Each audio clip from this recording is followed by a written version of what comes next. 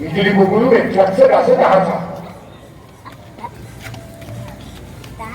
ඉතින් අපිට මේ තොරණේ පිටුපස්ස සමහරු ගිහිල්ලා බලනවා. ඔකත් දැකගෙන නම් බලන්න. දැනන්ට ප්‍රෑෂර් කොට දෙකක් එක්ක නිදි වර්ධිතව සටහන් කරන අපේ විමල් චෞන්චන් ඉලෙක්ට්‍රිකල් ආයතනයේ කාර්මික පිටිස.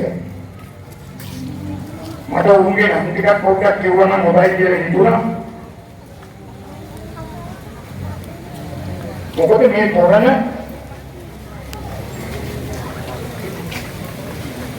ඉතින් පුංචි බාධා කිරීම එනවා අපිට ආපහු ආශිර්වාද කරනවා. ඉතින් අපේ මැදිරිය ළඟදී නාය පොඩ්ඩක් ප්‍රවේශම් වන්න ජුලිය කියනවා. ඉතින්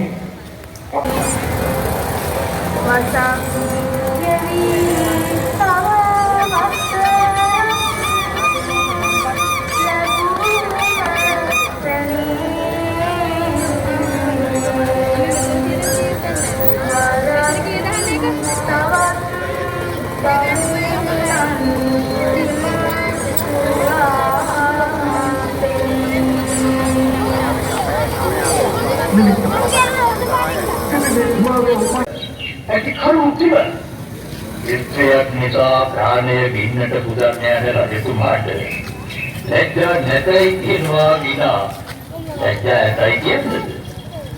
එසේනම් මෙවුව ඊට සුදුසු ප්‍රතිකරණයක් නැත්නම් ඒ නොවලහා මාහට කීම වෙනද? ධර්මදත්ත රජතුමනි, තමාගේ ප්‍රාණය ඇතනම් සියලු වස්තු ඇත, කිශෝරුන් ඇත. එළුව ඔබගේ ශරීරය